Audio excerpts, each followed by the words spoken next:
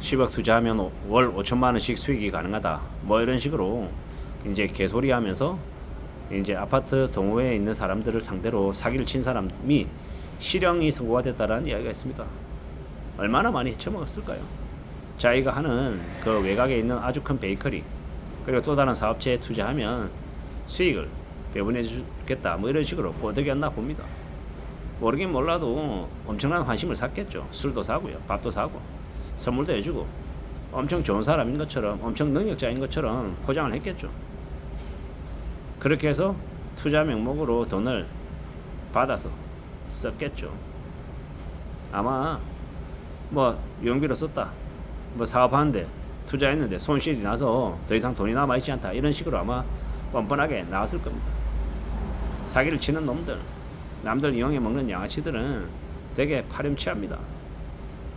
흔히 얘기하는 보통 사람으로서의 인성을 내보이지 않죠. 끝까지 파렴치하고 치졸하고 이 최악의 모습을 많이 보입니다. 그런 그들이 개가천선하고 나아지고 할까요? 그러지 않습니다.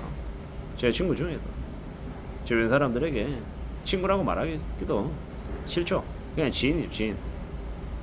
그놈도 주변 사람들에게 십몇 억의 사기를 쳤어요. 그리고 지금도 뻔뻔하게 살아갑니다.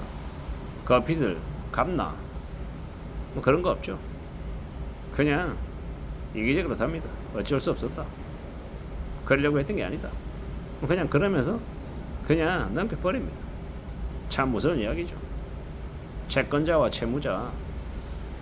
요새는요, 채권자보다 채무자가 더 무섭다라는 것도 너무도 잘 압니다. 법이 이 가해자의 편에 서 있는 경우가 너무도 많습니다.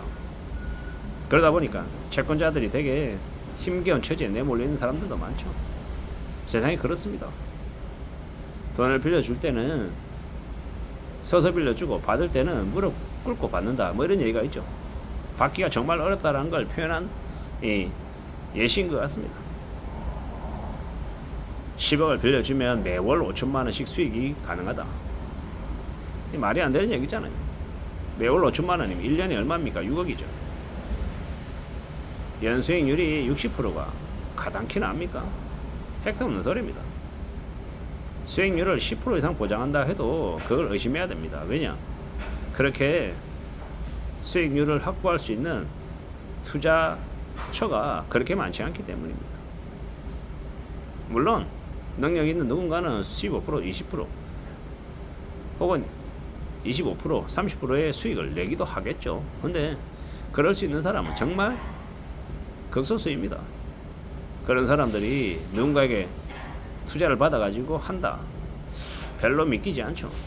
특히나 대한민국 사회에서는요, 사기죄가 워낙 약하기 때문에 사기친다라고 보면 맞을 것 같습니다. 되게 우려스러운, 되게 무서운 일들이 많이 벌어지는 게 대한민국이죠. 특히나 개인 간에, 민사 간에 금전적인 문제 관련해가지고 누군가를 처벌시키는 건 정말 어렵습니다. 10억 빌려주면 10억 투자하면 월 5천만 원 수익이 보장된다라고 이야기하면서 투자를 권유해서 돈을 받은 이도 실형이 선고됐다라는 것, 그게 뉴스로 나온다라는 건 뭐겠습니까? 이례적이다는 얘기입니다. 투자 명목으로 했을 때 그 상대방에게 사기를 칠 의도가 없었다라고 하면 법에서는 그 사람을 사기죄로 쳐넣지 않거든요. 그냥 개인 간에 사적 동거래로 치부하는 경우가 되게 많습니다. 우리가 최근에 전세 사기로 실형을 받은 집주인들이 나왔잖아요. 그게 뉴스에 왜 나오겠습니까? 이례적이기 때문에, 흔하지 않기 때문에 나오는 겁니다. 그리고 정치인들이 다 달라붙어서 전세 사기를 피해를 입은 사람들을 대상으로 이제 상담도 하고 해결해 주겠다라고 얘기하는 이유가 뭐겠습니까? 쉽게 해결될 영역의 문제가 아니기 때문인 겁니다. 그래서 여든 야든 국회의원들이 앞장서서 입법 활동하고 그렇게 목소리 높여서 얘기했던 이유가 뭐냐? 쉽게 해결될 수 있는 문제가 아니었기 때문이다라는 겁니다. 앞으로 우리가 살아가면서 무수히 많은 일들을 겪습니다. 많이 겪고 또 많이 벽에 부딪히고 난감해하기도 하고 여러 가지 상황들 속에 우리가 살죠. 그런데 잘 따져봐야 되는 것들이 이게 결코 수월하지 않더라는 겁니다. 쉽지 않더라는 겁니다. 만만하지 않더라는 겁니다. 그리고 더 이제 궁리하고 더 따져봐야 되는 것들이 어떻게 되겠지가 아니라 정말로 쉽게 돈을 돌려받는 일은 드뭅니다. 사기를 당한 사람들, 재산상의 피해를 입은 사람들이 피해를 회복하는 비율이요 10%가 채 안 됩니다. 10명이 사기당하면 한 명도 그 원금 회복 그의 결과를 갖지 못한다라는 겁니다.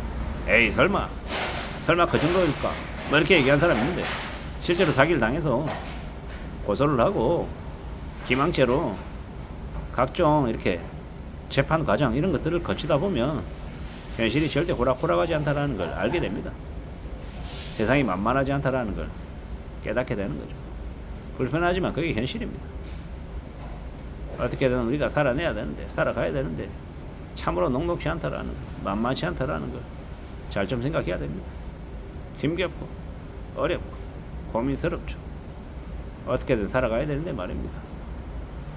참으로 그래서 진짜 농담이 아니라 진짜로 대한민국에서는 사기만 안 당해도 중산층으로 살 수 있다라는 게 빈말이 아닙니다.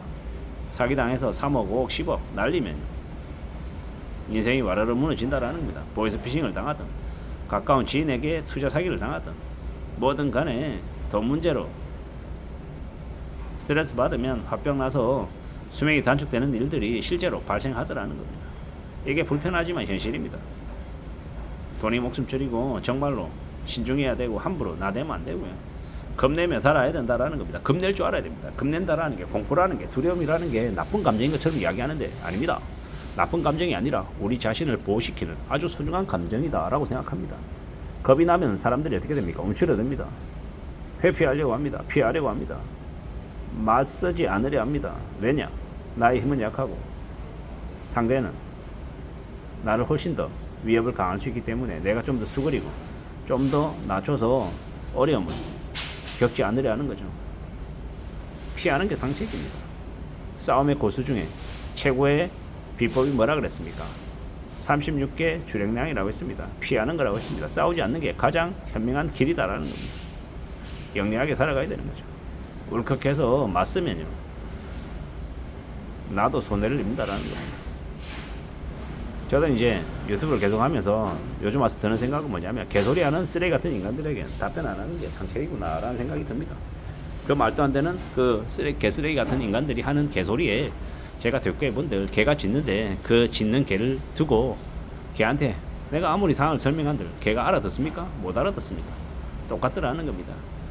개소리를 짖는 짐승 같은 것들에게 내가 미잘 고잘 얘기해본들 내 입만 아프더라는 거. 이게 저에게만 해당되는 게 아니라 저나 여러분들이나 우리 모두가 살아가면서 맞이하는 무수히 많은 이 쓰레기 같은 인간들을 상대할 때 필요한 것 같습니다. 경계하고 멀리하는 것 말입니다. 이상입니다.